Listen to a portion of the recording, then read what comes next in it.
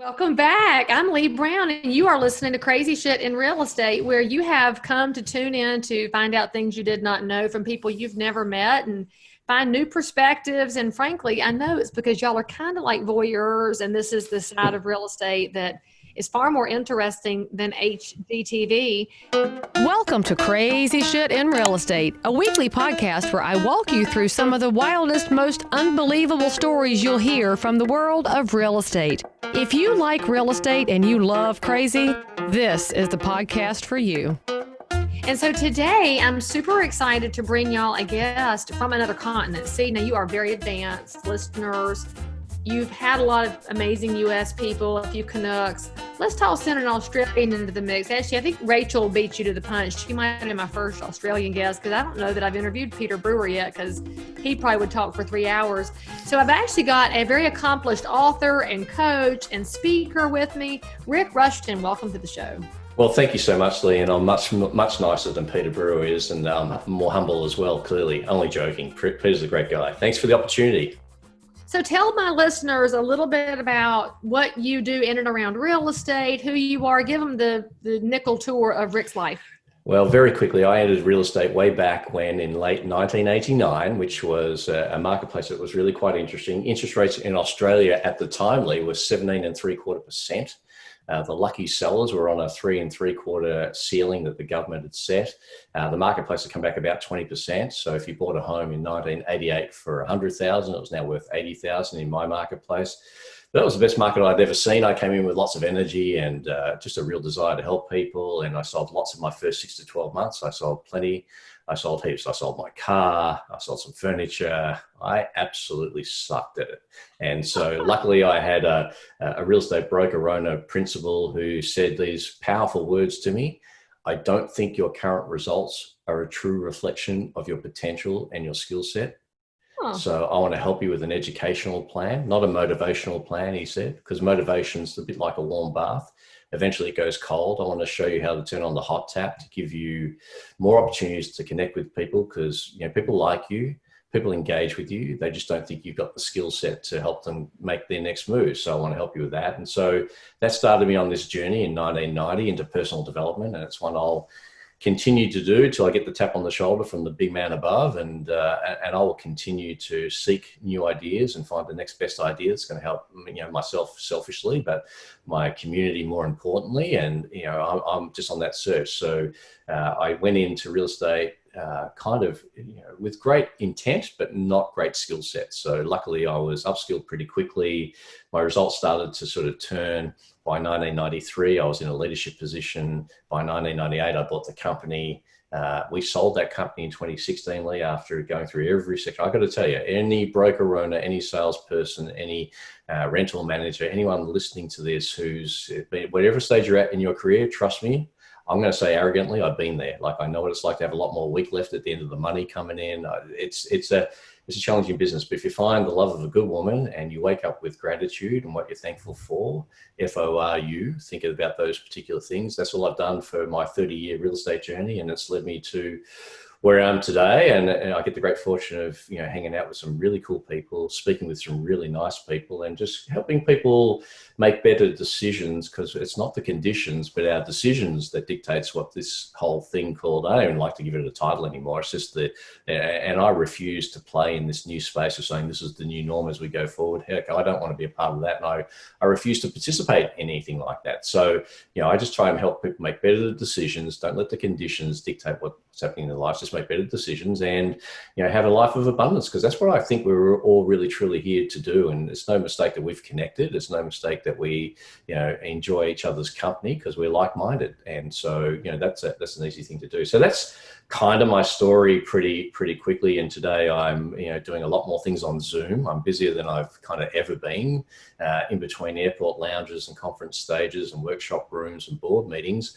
I'm really just on Zoom, for 30 minutes, 45 minutes, an hour and a half potentially. And my whole day, I worked every day in April, except for Saturday and Sundays, throughout April, even Good Friday here in Australia, because I did a session for a network marketing crew up over in your country, which is your Thursday. So, I'm using Zoom to stay connected with people. And as you can see, I'm very articulate with giving short, succinct answers. Not really, not really. So ask me something else. It's okay. I mean, I'm obviously the same way. We go down the rabbit hole, but it is what it is. So you pointed out something that's interesting about real estate that the public doesn't know. And I probably should have told you before you came on the show that about 70% of my listening audience is now not real estate people. They are people who are very interested in how real estate works. And you made a really good observation there that a lot of people get into this business and they're good with people, but they don't have the foggiest idea what they're doing. And if you don't have that mentor or broker, you will actually be broker than when you came in. And that's why so many people give up, because real estate's actually hard. And that's not even taking into account all the liability that we carry and all the surprises that we run into, which is the whole premise of the show, the surprises we run into. And so when you became a realtor in 1989, 90, and got actually going in 93, all the way through the different iterations of your life, you had the opportunity to see not just a lot of buyers and sellers, but also other agents. And you see the reaction of the public when you say, oh, I sell real estate, and you find out if they're going to actually talk to you or run across the room, which we've seen that happen. So what would you say was your biggest surprise in your real estate career that could qualify as crazy shit? Now, crazy shit, as we know from our previous episodes, could be something emotionally heartrending that made you cry.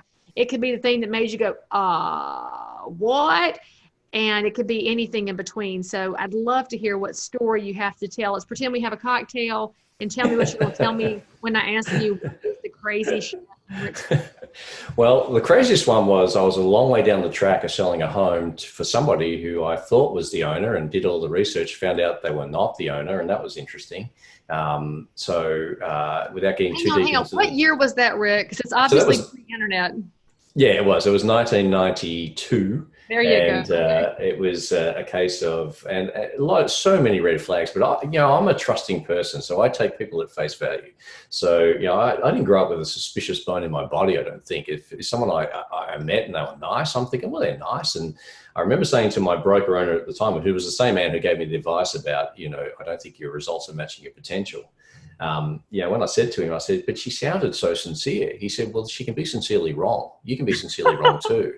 He said, it's not a test of sincerity. It's a test of authenticity.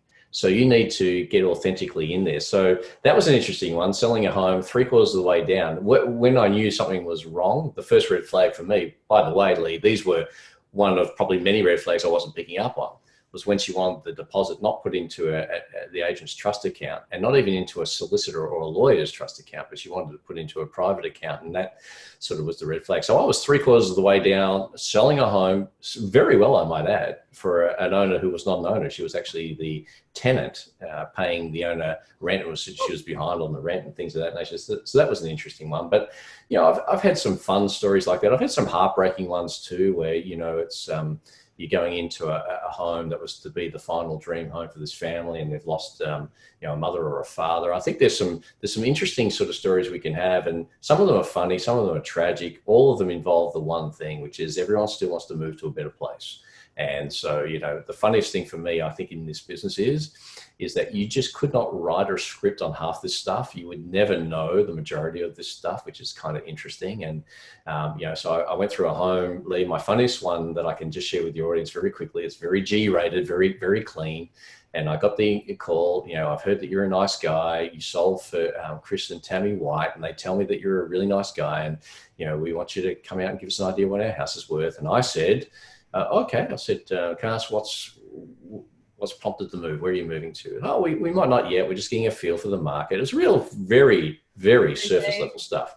Very vague. So I thought, okay, slow week. I'll make the time. Let's go out there and let's have a chat. And, not really selling, they say. And then I go through the tour, and then you get into the walk-in closet, and you're seeing sort of, one set of clothes and then a lot of empty coat hangers, right? So I'm thinking, you know, I'm not quite an inspector, but I reckon I got this one sus. This sounds like a marital. And so, you know, and I'm sort of talking to her, and she's very, very much like you, Leigh, very effervescent, very energized, very responsive, you know, really stretching every answer out. I'd ask the husband, you know, what do you think? And he'd just grunt. And it was really kind of very cold. Yeah. And I'm thinking, well, we can get this one worked out. This is interesting, and the whole sort of thing. And anyway, I said, guys, can I be really candid with you? I help a lot of people move for a number of reasons. Sometimes it's through upscaling, downscaling. People just fail as husband and wife, don't want to fail as parents, and they want to sort of create a good environment for their children and all sorts of stuff. They look at each other, they go red in the face, and they go, oh, you guessed it, you know, this is a split. And I'm thinking, well, I'm not surprised. Clearly, I don't even know how you two got together. I mean, she must have been pregnant and you weren't. Like, this was opposites attracting at the highest levels. What I'm thinking, Leigh, right? So anyway, but here's where the story goes a little bit different. So she had realized that she wanted to marry her best friend, who happened to also be another woman, which affected, and I'm thinking, is this a real, and I'm looking around for the cameras thinking, someone set me up here. This is just not what you're thinking, right? I just could not get my head around it. And so nowadays it's almost like, you know, you go into a home today and you wonder whether it's a husband or wife, whether it's a same-sex couple, whether it's, you know, someone who doesn't identify with either of those genders. It's almost like, you know, a DNA test will tell me, but, you know, it's almost like, where does this whole thing go? So the funny stories I've had have been those ones like that, where you just get absolutely like blindsided and think, but this is where your interpersonal skills come in, and where you can sort of take that sometimes the best gifts come poorly wrapped. So you just sort of unwrap that thing and say, but still, what is the go here? They still want to move to a better place. It's the one thing that unites every real estate transaction. Everyone's trying to move to a better place. Granted, some of the motivations behind it are negative, you know, the bank's foreclosing, or we've lost our job, and that's not anything to make light of.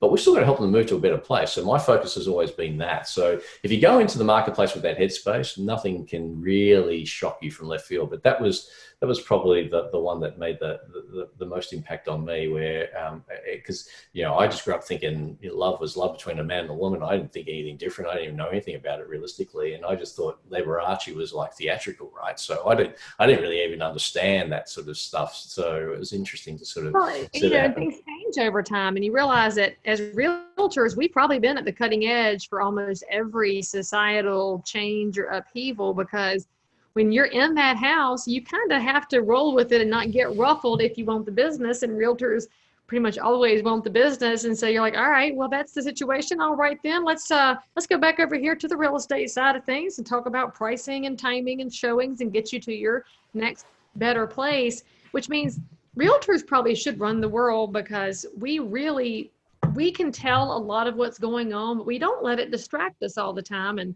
that's probably just really good life advice in general for anybody listening to the podcast, that if things are not what you expected, all right, roll with it anyway. Yeah, and just have some empathy, because if you've got empathy, you engage with people. And once you've got that sort of going, you can, you know, a lot of the walls that come down very quickly then. And then they, you know, I don't believe that you need to build rapport. I think you earn it. I don't think you build trust, you earn it. And so that comes from just having a conversation. Yeah. So I think that's right. Your little book that's behind you there. Yeah, yes. Is about the rapport gets built by the connections, not by... Well, I think so. And, you know, the book is an interesting one for me, because I got given an advance to write a book in 1998, Leigh, could you believe it? And I've been recognised as a young achiever, and, you know, I've got an excellence in training. What kind of achiever? What? A young achiever, yeah. And don't worry, I sleep with that thing under my pillow. It's all about your peer group. I mean, if you're hanging out with 80-year-olds, you are young. But back in 96, 7 and 8, when that kind of period was where those awards were coming in, I probably was a little bit younger than what I am right now. But to be in all honesty, I just didn't feel I had anything to really write, no message to really give. And if the truth be known, I didn't want to write a book around results. I wanted to write a book around authenticity, about who I was. I didn't think I had enough life experiences yet. Granted, in 98, I'd been married for 8 years. I'd been with my wife effectively for 17 before that, and so it's 7 before that. So we'd been together that period of time. We had 2 boys at that stage. I was owning a home, and I was running a business, and it seemingly just achieving left, right, and center. But I hadn't felt like I'd really kind of got the depth of what I really want to share. And so in 2016, when we sold out of our real estate business, I took a year off. We took our family across to the States. We were there during your election and, watching, Trump and Clinton go at it. And, we've been to America every year just about with the kids since 2008. So they've been to more American sites than most Americans, to be brutally honest. So we've been to Lincoln's cottage where he wrote the Emancipation Proclamation. We've been to the White House. We've done the tour. We've kind of been to, George Washington's home. And, we've when you walk up a staircase and someone says, grab that handrail, it's the same handrail as George Washington held. You kind of go, wow, this is, because Australia is such a young country, Leigh. We don't have that kind of history, that rich history that America has. And so, when we're doing all those particular things, I'm thinking now I've got some real context to write a book. And, I've been a father for a while, I've been a husband for a while, and I've been a business person for a while. When it's really all said and done, what do I know about life? It's very easy for me and Leigh Brown to connect because we're similar people. We like each other. We love each other. How do I connect with someone who's diagonally opposite to that, diametrically opposed to that? There's a life lesson here, and don't take it the wrong way, Rik, but think about this. You told yourself in 1998 that you weren't ready to write a book about authenticity, that you weren't prepared for it, and so you were the one that told you no, not knowing that not quite 20 years later, authenticity would be the buzzword. It would be the topic out there. You could have been the father of the authenticity movement. So all I'll point out is that I'm glad you came around to realizing that you do have talents. But friends, if you have something, don't be your own worst enemy. I mean, how many of us have beaten ourselves out of ideas or careers? There's people that think they want to go into real estate and they chicken out because they've heard the bad stories, and they don't realize that it takes the relationship Rik mentioned earlier, that one broker who pays attention to you and has a desire to get you there if you're willing to put in the work. But don't always be the one telling yourself no. I mean, I spend a lot of time with my children or teenagers, and they like to make self-deprecating comments, which I think is just natural. We all did that at that age. And I will remind my beautiful daughter that if she says mean things about herself, she's talking about my daughter. And that makes me mad because I love my daughter. I think she's ridiculously talented and creative and beautiful. And just because she can't see it doesn't mean it's not so. So just a reminder, friends, don't be like Rik in that regard. But do chase your talents later. And also don't judge when you're in a situation you don't expect. I love that. You get that tiny little vignette of working with people who through a scenario you didn't expect, but you didn't judge them. You said, all right. And you just kept things moving. And that's a talent and a gift more of us need to have. Well, I think, it's when it comes to people's lifestyle choices, I can't make their decisions for them, and I'm not going to let them make mine for me either. And I don't want to. Yeah, and I don't want to, and that's okay. I just kind of go, hey, it wouldn't fit for me, but you wear it, so that's okay. And my job is just to get you into a better place to keep continuing to sort of wear that. For me, the book was probably something where I may have let perfection get in the way of progress, and I demand more of myself than probably anyone else possibly could, and so that's probably inherent in me, I think, in the sense that I'm competitive by nature. I cannot just play a sport for the fun of it. I've got to play to win it, and it's something that I've been able to ease back on just a little bit, but the book, I think, was that sort of perfection project, Leigh. And then when I realized it was just about progress, then it really didn't matter. I wrote it, pretty easily and pretty quickly from that particular standpoint, because it wasn't, sometimes you're right, our own worst critic. And so it's all about the fact that I keep on saying to myself now, if I'm playing small, how dare I do that when someone saw more in me than I could have seen in myself? So I'm actually dishonoring them if I do that. So now I just go, you know what? I'll play it out there, and will it be perfect? Probably not, but will it be better than anything? No, it will be what it needs to be for the time it needs to be at. And it's not to say no, don't sharpen your skills, because you do, as a parent, want to be a better communicator in 2020 than you were maybe, a few years back, because the challenges since 2007 with emotional well-being and the mental health with our teenagers growing up, this next generation is, we've got our son who's turning 28 later this week. Our daughter has turned 15 this year.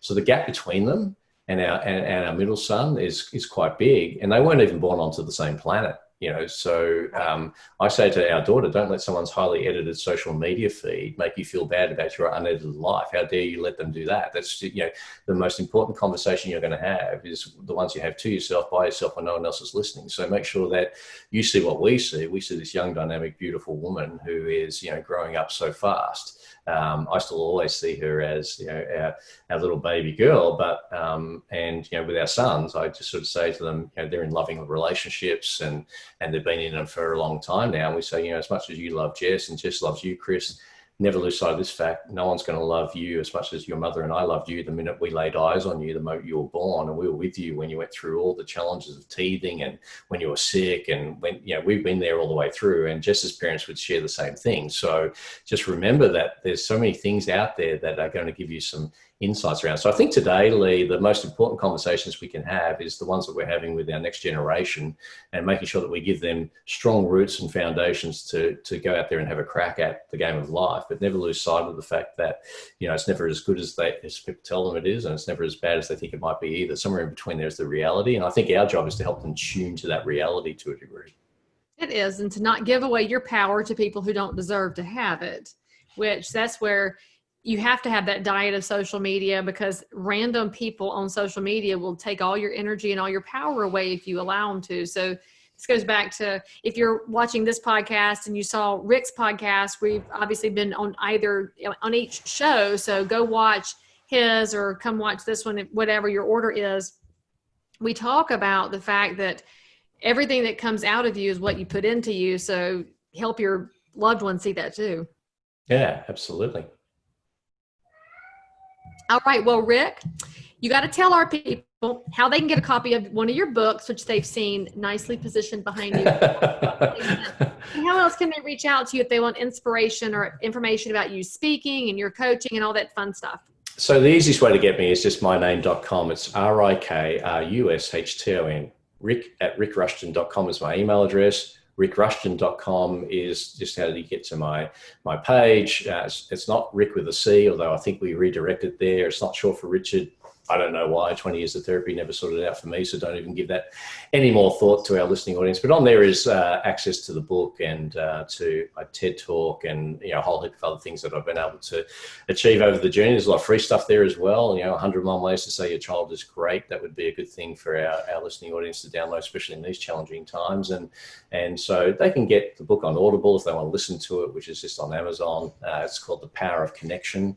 And, you know, in terms of that, that's pretty easy to do. But to be brutally honest, if they just want to reach out and if I can help them in any way, it's not going to cost them anything to do that. That's just at the speed of click, and I'll answer as best I possibly can give it. And the one thing's for certain, Leigh, you know, I'm where I am today because I've been able to stand on the shoulders of some amazing people. And, you know, you're certainly someone I enjoyed our connection with 5 years ago when we were traveling around Australia and New Zealand at the time. And it was something that, you know, gave me a lot of excitement to just know that, you know, there was somebody else out there who shared the same sort of passions. And, you know, we stick in a very, very, very select community, but we want everyone to join it as best we can. That's why these podcasts are important. And this opportunity to connect with your community is something I don't take lightly. It's a real gift. And I thank you for wrapping it so beautifully for me. Well, I appreciate you coming on the show. And I think you should finish up with your favorite Jim Rohn quote, because you love Jim, and Jim was one of the greatest articulate leaders we've ever had. So tell them that really good quote that I like to. Well, I think, my favorite one is work harder on yourself than you do at your job. If you work hard at the job of real estate, or work hard at the job of whatever your profession is, as you're watching or listening to this, you'll earn an income, which is quite fine. But, you know, most importantly, he says, work harder on yourself and you'll create a lifestyle, and that's real fine. But I think what he's saying more often than not is philosophy, your own personal philosophy is like the set of a sail. And the storm clouds of this challenge that we're in globally right here, right now at the moment is blowing on everybody. And the same winds of negativity that are blowing people to despair and getting them onto the couch in yoga pants, as you call it, eating junk food, are the same winds that other people are using to blow them into the harbor of opportunity, of solution, of maybe saying, you know what, this is really what I'm talented at. I'm going to pursue this now. So when we come out the other side of this thing, it's not just getting through, it's getting from it. And it's bringing from it what we've really found about ourselves during these times, because it's during these times where we build resilience, Leigh, and it's probably a word that a generation next need to really understand to a degree. My grandfather went and fought in World War I. It took his mother to sign him up for that because he was too young to do it. He was 2 months too young. By the time he'd been on the battlefield and was sent home, he had a toe tag on him on the boat ride home, which was told probably won't survive the journey, suffering from typhoid. Thank God he had resilience, because without resilience, I'm not here and this doesn't happen. So, I think of my grandfather's generation, 2 world wars, the Spanish flu. There's so many things that kind of, came through his lifetime. So I've lived through, in my real estate career, I've lived through deregulation, Y2K, global financial crisis. This is Y2K. Holy crap. Do you remember that one? Yes. That was apparently planes were going to drop out of the sky, and operating theaters were going to shut down, and a whole heap of things. So what I love about Jim Rohn's philosophy about the winds that blow on everybody blow the negative people to more negativity. The positive people, they can use it if they set a better sail to direct them to a safer harbour, the harbour of opportunity, of solution, of reward for effort, not ease, but just setting a better sail. So I think hopefully we've helped people set a better sail, trim a better sail, if that's the right sailing analogy. I don't sail that well, but I Jim Rohn was my absolute most passionate mentor, and I was really fortunate to have him in my life. And today, to connect with anyone who loves Jim Rohn is an easy conversation to have, because he was so good, Leigh, at taking complex messages and making them so simple. If you can't get that, there's really no hope for you. You may as well just go to a funeral home and wait, would be my message, because he just absolutely nailed it in so simplistically. It's don't wish for easier times, wish for that you were better.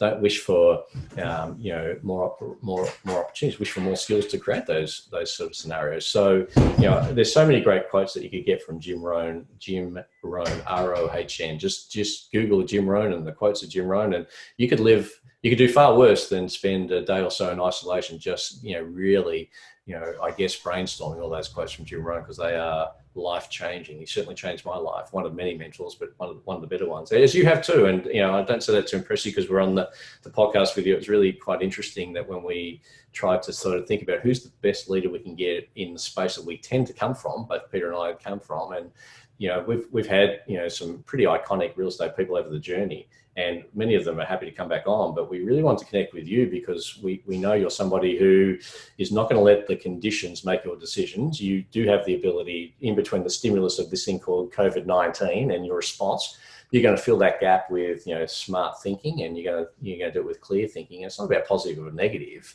It's about clear thinking. And I think you're one of the clearest thinkers I know of at the moment. So it was a real gift for us. And this opportunity to hopefully spend a bit of time with your community is something that's added value to them as well. And I look forward to continuing our association long past these podcasts. I can't wait to see you and hug you, for goodness sake. I know we need some more people-y space. It's time for people-y things and not Zooms. I'm over Zoom, but it's all good. It's helped us get through this great unknown, because I refuse to say it's unprecedented times, because it's just so overdone. And I think to say that out loud, you have to have slow, sad piano music in the background, and we're not doing that. So thank you for coming on the show. And friends, I know y'all didn't write down how to spell his name, because I know y'all don't take notes. It's good though, because all of Rik's contact information is in the show notes for this episode. Reach out to him. He'll Facebook you, and he'll email you, and he'll hang out with you, because he obviously likes human contact with decent people. So if you're decent, reach out. And thank you for tuning in. If you've got a story you want to tell, you want to appear on the show, give me a shout at Leigh Brown on Twitter or any of the social networks. Give me 5 stars, because I would really like to have them. Subscribe, and then we'll just look forward to seeing you next time. If you are listening to this episode and you need to tell us something about your crazy life in or around real estate, then tweet me at Leigh Brown or reach me on any of the social networks. That's if you're a broker, realtor, investor, inspector, lender, or just a regular, normal human being who happens to have dealt in real estate. Subscribe for more episodes, and as always, we are thrilled that you joined us for some crazy shit in real estate. See you next time.